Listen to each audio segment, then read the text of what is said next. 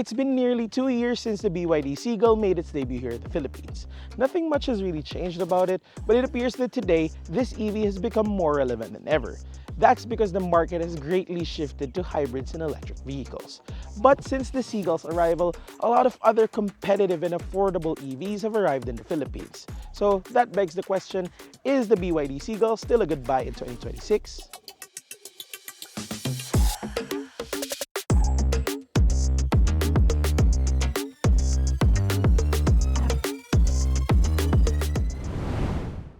The Seagull is small and it's not exactly that powerful, but it's actually quite fun to drive. This being an electric vehicle, it's peppy off the line.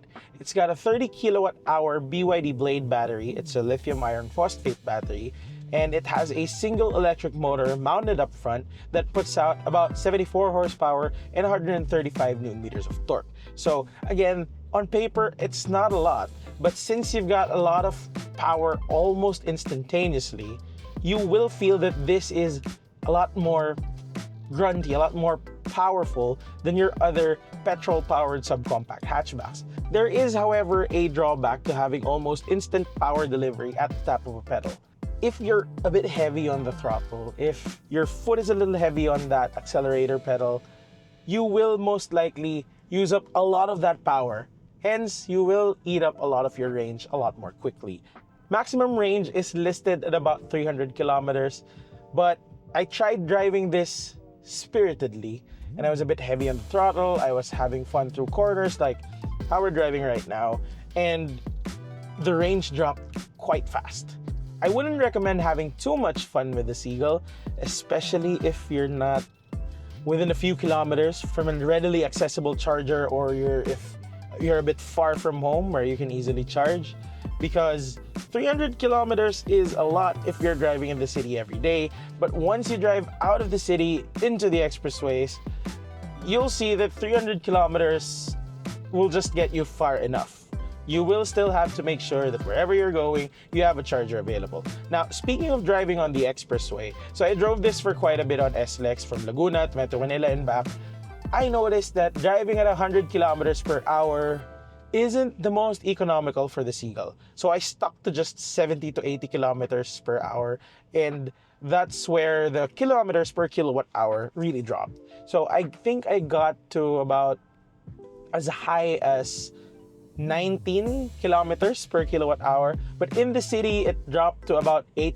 So it's not a lot if you're looking at just the numbers per se, but if you compare it to the costs of driving a gasoline-powered vehicle with an 85 to 90 pesos per liter, it'll still get you a lot of savings at the pump.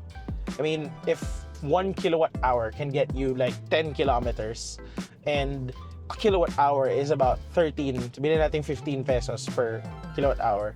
So if you're gonna equate that to a liter of gasoline, that's about more or less 6 kilowatt hours. So 6 kilowatt hours will get you about minimum 70 kilometers. So that's 70 kilometers per liter basically.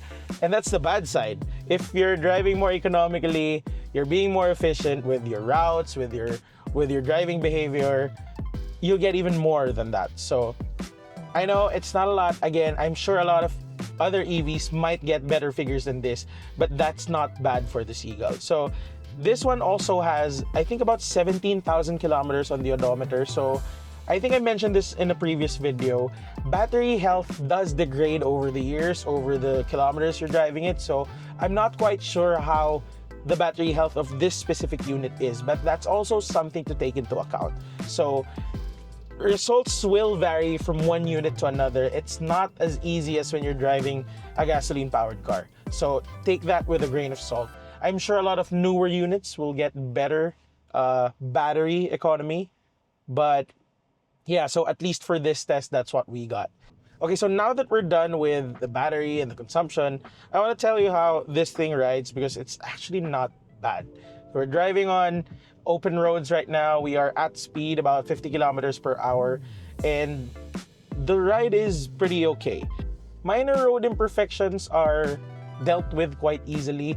Of course, if you do get on the bigger bumps on the road, or if you're driving through humps, driving over humps, you will still feel it a lot more than you would in a bigger car. But considering the size of this thing, NVH levels are pretty good. You won't hear a lot of the cars around you. You will feel and hear the road noise, however, especially when you're on the highway and you're driving at 80 to 100 kilometers per hour. But still, again, considering the price point, considering the size of this thing, it's not bad at all. In the future, however, if I get to drive this again, I would like to try driving it for like hours on end. Maybe take it to Subic or to Clark even, and just see how ride comfort is when you're driving for hours on end. Because this in the city is probably one of the most ideal EVs right now. Because apart from the fact that the ride is okay, this is an affordable small EV, yet it doesn't feel like a damn golf cart. I've driven some other small EVs and this is a lot more car than those cars are. So that says a lot about the quality inside the Seagull. And of course, it's also the ideal daily driver because again, it's quite small. It's easy to maneuver, it's so easy to park. I love bringing this around to the malls, to some of the tighter spaces in the metro. Finding a parking slot was a cinch. And it's like, why would you even want to drive something bigger than this? Like if you're driving every day in the city. Now, I'm always very particular with the driving dynamics of any car. Like how a car feels from behind the wheel, how it's like on the road when you're finally driving. And I wouldn't say that this is quote-unquote soulful driving. I wouldn't say that this is something that I actually like when I'm driving a car, but I'm treating it as an appliance, something that will get me from point A to point B efficiently, easily, and in the most practical way possible. So I guess because of that, I'm giving this a pass. It's an EV, it's an appliance, and at the end of the day, it's a pretty good one at that. On the inside, it's about what you would expect from a small car. There's decent amount of space for a 5'6" individual like me. Leg room, knee room is okay. Elbow room is not as bad as I expected it to be because I was with Charles in the passenger seat and we weren't exactly rubbing elbows 24/7, so that's a good sign. Headroom, it's okay, at least for me, but probably taller individuals like our boss Carlo would have a harder time fitting here because there is no seat height adjustment. The seat can only be adjusted 4 ways. That being said, it was easy for me to find the right driving position even without telescopic adjustment for the steering wheel. If you're a bigger individual driving the Seagull, I would like to know your thoughts, so let us know in the comments.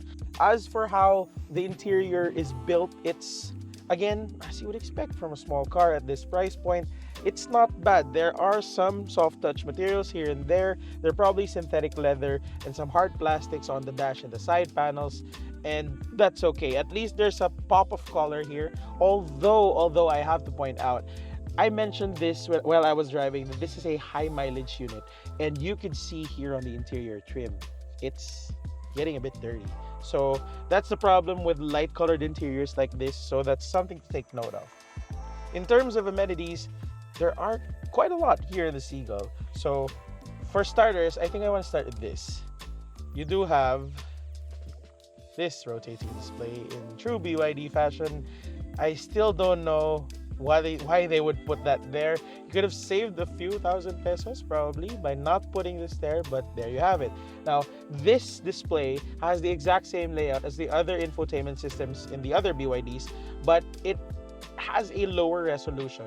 However, it's quite responsive and it still does have wireless Apple CarPlay, so that's a good bonus for me. There are only 4 speakers available, and it's not exactly a bad thing because it's decent, at least if you're the only one driving. I'm not sure for rear passengers how the experience is like, but again, you shouldn't be complaining for the price point of this car that you're buying. So as with the other BYDs, this head unit is paired with a small display here in front of the steering wheel, and it has a very different layout. Apart from the fact that, again, it's a bit lower in terms of resolution, it's separated into like 3 columns. So the columns on the sides, they're like, as Charles mentioned, they're like illuminated panels. They're not exactly screens, but they display the power output, the speedometer, and other information, while there's this square, there's this box in the middle that shows you your tire pressure monitoring, your trip meters, and it feels like an older TFT display. So just take a look at that.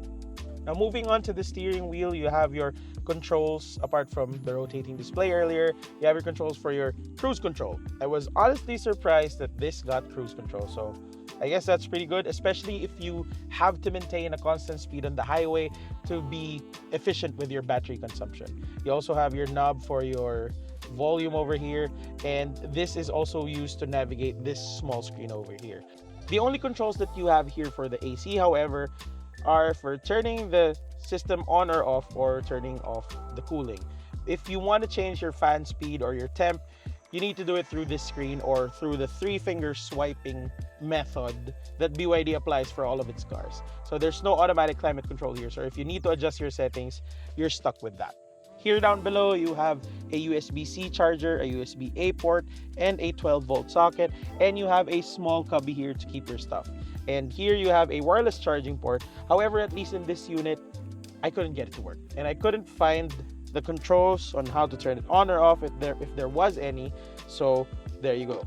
There aren't a lot of storage cubbies here because there's not a space underneath this center armrest. You only have these 2 cup holders where you can store your key and other stuff, and of course your cup of coffee in the morning. But apart from that, your other only storage space is this underneath this, which is properly accessible only from the rear seat. There is a glove box there, but for your everyday carries, you're stuck with that down below. Here in the back, there's also decent space, especially since the front seats are positioned quite high relative to the floor, so there's some space here down below for my feet. Taller individuals, again, might have a harder time fitting here, but at least for a 5'6" guy like me, I'll be fine. Now, I think what impresses me the most about this cabin is the quality of the seats. So the front seats have very excellent bolsters, and here in the back, the seats are equally as comfy. I wouldn't mind sitting here on a long drive. I will be quite comfortable. However, despite all that, I think the biggest gripe here is that the rear seat is for 2 passengers only. This car is a 2+2 at best, unlike the Wigos or the Brios that at least have seat belts for the middle passenger. This one does not. As you can see, you only have 2 seat belt buckles here, and the design of the seat itself doesn't really allow for anyone to sit here in the middle. That's a bummer because if this car were a little wider, a 5th passenger would probably have an okay time considering the floor is flat, so it should be comfortable. But anyway, it is what it is. This is a 2+2 at best. Now, in terms of amenities, you do have a small pocket over here, the aforementioned cubby that I said is accessible from the back, and hooks of some sort on both sides. These will probably not hold big items, but at least for small pieces of plastic or something, at least you have that ready. You don't have any cup holders here, you don't have a center armrest, so yeah, that's it for the rear seats. The Seagull is quite the cute EV, and it's not because of the design. This thing measures about 3.8 meters long, 1.7 meters wide, and 1.6 meters tall. It has a 2.5 meter wheelbase and ground clearance of 120 millimeters. It's that compact sizing that makes it this cutesy looking hatchback. The design, however, is a bit on the aggressive side. It has all these sharp lines and edges from the front end to the back that gives this quite angry but still cutesy look. It has a good mix of black plastics that balance out the design without making the car look cheap. Now, these wheels, they aren't spectacular by any means, but they're decent, they're quite okay. That being said, overall, I think this is still a pretty good looking car. And my favorite part would probably be this, the rear end. Now, you might notice that this C-pillar is angled quite harshly, but this large spoiler here at the back balances it out quite nicely. I was actually wondering why this was quite big. It's pretty sizable considering this small EV, but it works. It just works. I was also surprised just how big this glass pane is. It doesn't really do much in terms of visibility from behind the steering wheel, but it does give the rear end a bit more premium look, and it matches well with this light bar here at the back. Really, I just like this rear end. It's so much more balanced than the front end. Now let's check out the trunk. You have an okay amount of storage space. You can probably put 1 piece of large luggage here and some small bags here and there. You do have these V2L adapters and portable chargers. I suggest you leave them home if you're not going to use them and you're going to be driving out with a lot of cargo, because this will eat up the little amount of cargo space that you do have. But if you do have to load larger pieces of cargo, say a golf bag or something, or 2 or 3 probably, you can fold the rear seats just like so to open up more space. The BYD Seagull stickers for 968,000 pesos, and that now brings us to our pros and cons. And let's start with the pros. Number one is that price tag. It's under ₱1,000,000 for a decent electric vehicle in this day and age. That's not bad at all. Number two is that electric powertrain. As I mentioned, this is an aging unit. It has 16,000 kilometers and it's already about 2 years old, and it's still not bad. It still trumps any other hybrid or non-hybrid gasoline or diesel powered car in the market in terms of just cost per kilometer. If it equates to like a 60-70 kilometer per liter car, which is virtually impossible, it's really not bad at all. That's quite a practical car you have there. Number three is the ease of use. It's quite straightforward to drive. It's straightforward to charge, especially with AC Mobility's Evro network. And it's also quite easy to drive because it is a very small car. Even if you're a beginner driver, or even if you're just a new car owner even, you will have no problems owning and driving one of these. Now, I guess as a special mention, I have to talk about how this car is more car than the other sub 1 million peso EVs in the market right now, and that says a lot. However, that brings us to the cons, and number one would be the aging interior. Now, we have a BYD ourselves, and I have noticed this in our C line, which is a year old as of this shoot, that the interior isn't aging gracefully. So this one, I mentioned earlier, the popping blue finish isn't as popping anymore because it shows a lot of signs of wear and tear. Some of the black plastics are looking like they're starting to fade, and that's also something I noticed in our BYD. So that's not just me hating on this specific unit. That's probably a 2 for 2 observation, I suppose.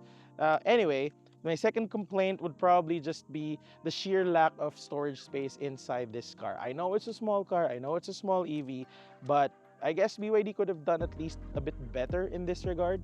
They could have been a bit more efficient with the use of space, or just even the layout of the center stack, just so you could have more space to shove your everyday carries into. Now, all that being said, I would still have to give the BYD Seagull an 8.5 out of 10 in 2026.